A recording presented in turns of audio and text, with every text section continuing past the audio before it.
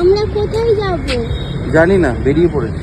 যা, বাড়ি ঢুকবো আজকে? হ্যাঁ, সেটা ঢুকবো। কোন দিকে হয়ে যাবো নাকি সেটাও জানি না। এক্সপ্রেসওয়ের দিকে যাই। ওকে, যাওয়া যাক। Destination unknown begins.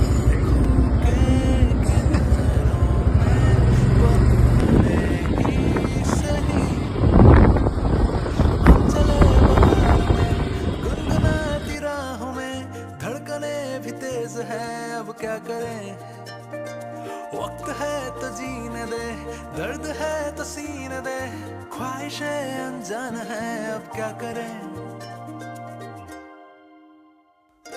शब्दों के पहाड़ों पे लिखी है दास्तां, ख्वाबों के लिफाफों में। আমরা এয়ারপোর্ট থেকে বাঁ দিক করে রাস্তার দিকে এসেছি। আর এখানে এয়ারপোর্ট ধাবা আছে, তো এখানে আমরা একটু চা বিস্কিট খেয়ে নেবো। সে কারণে আজকে সকালে ব্রেকফাস্ট করবো না, বিকজ আমরা এখান থেকে আবার জিমে যাব, সে কারণে। আর দেখেছো কি সুন্দর সবেদাটা হয়েছে গাছে, আর ধাবাটা দেখো কত সুন্দর জায়গাটা দেখতে। আমরা তো ভেবেছি একদিন এসে এখানে ব্রেকফাস্টও করব। আর এখানে চা নিয়েছি, আমাকে দাদা চাটা দিল। এবার আমরা এখানে, আমি চা খাবো, রনির চা খাবে না, ও একটু বিস্কিট খেয়ে নেবে। আমরা এখানে গল্প করছিলাম, এনজয় করছিলাম, আর এদিকে চা বিস্কিট খেয়ে নিচ্ছিলাম। দেন এখান থেকে বেরিয়ে যাব। এবার আমরা আবার ব্যাক করব।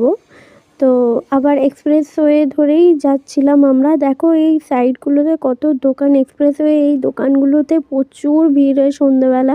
এখানে চা খেতে আসতে সত্যিই খুব ভালো লাগে। আর এইদিকে দেখো একটা মেট্রো আসছিল, তো আমি সেটারও একটা ভিডিও নিয়ে নিলাম এখানে। তো ভালোই লাগলো, সকালটা তো আমার খুব ভালোভাবে কাটলো। অলরেডি আমরা এবার ডানলপ চলে এলাম। নিচের দিকে তো ডানলপের রাস্তাটা, আমরা উপরের দিক দিয়ে ফিরছিলাম। আজকের বাইক রাইডটা আমাদের পুরোপুরি আনপ্ল্যান ছিল। দেখো সত্যি করে বলতে গেলে এরকম প্ল্যান করে তো আর সবসময় ঘুরতে যাওয়া হয়ে ওঠে না, সেটা সাকসেসও হয় না।